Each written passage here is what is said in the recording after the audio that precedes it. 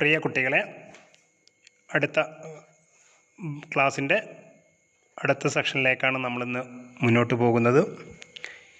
He then trotted back and forth from one end of the ledge to the other, his long grey legs stepping daintily, trying to find some means of reaching his parents without having to fly.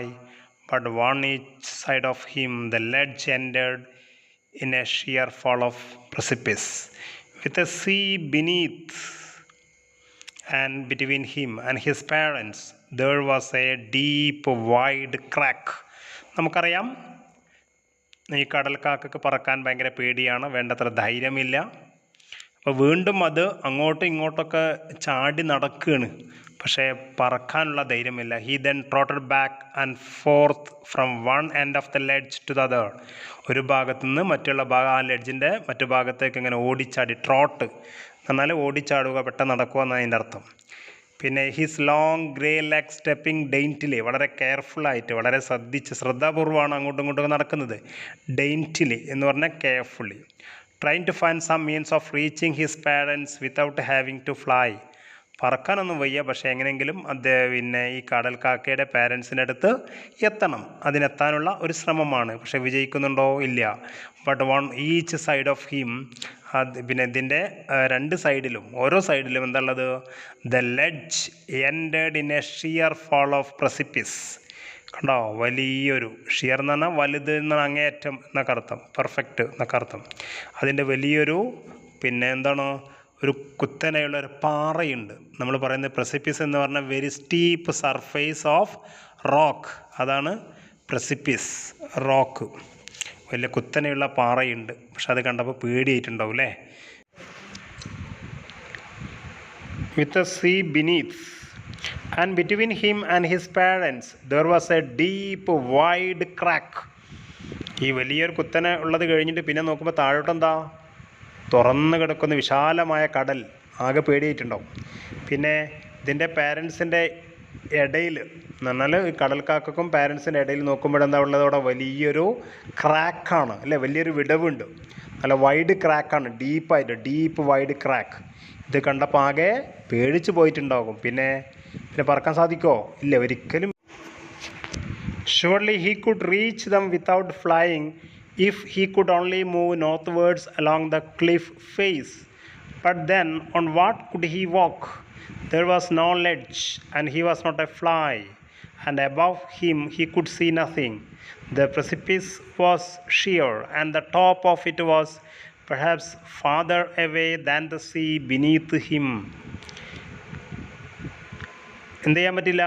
പറക്കാൻ കാരണം പറക്കണമെങ്കിൽ എന്ത് വേണം? ചിറക് വേണം. അല്ലാതെ ശ്രമിച്ചതുകൊണ്ട് മാത്രം കാര്യമില്ല. പക്ഷേ എങ്ങനെയെങ്കിലും എന്ത് ചെയ്തു? കടൽക്കാക്ക അവിടെ എത്താൻ വേണ്ടി നന്നായി ശ്രമിച്ചുകൊണ്ടിരിക്കുന്നുണ്ട് നോർത്ത് സൈഡിലേക്ക്. പക്ഷെ അവിടേക്കാണെങ്കിൽ വളരെ കുത്തനെയുള്ള പാറയിടുക്കാണ്, ക്ലിഫ്, നല്ല കുത്തനെയുള്ള ഇതാണ്. പിന്നെ then on what could he വാക്ക്? എങ്ങനെ നടക്കും അല്ലേ?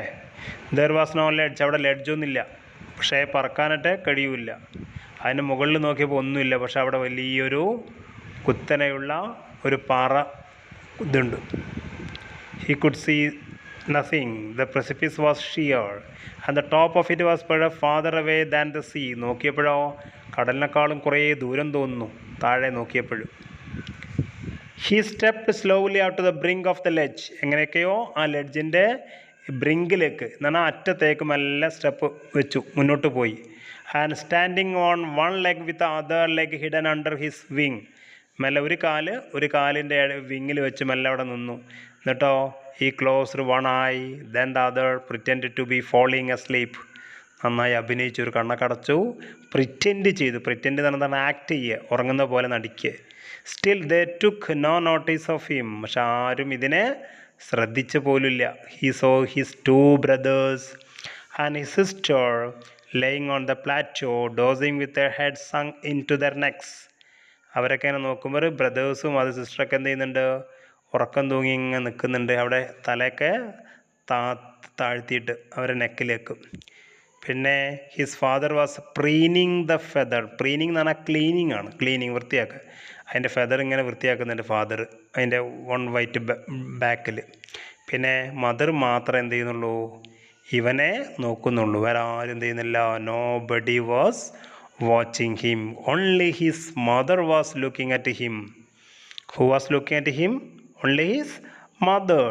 Others are not watching at him. ആരും അദ്ദേഹത്തിനെ വാച്ച് ചെയ്യുന്നില്ല. She was standing on a little high hum on the Plato.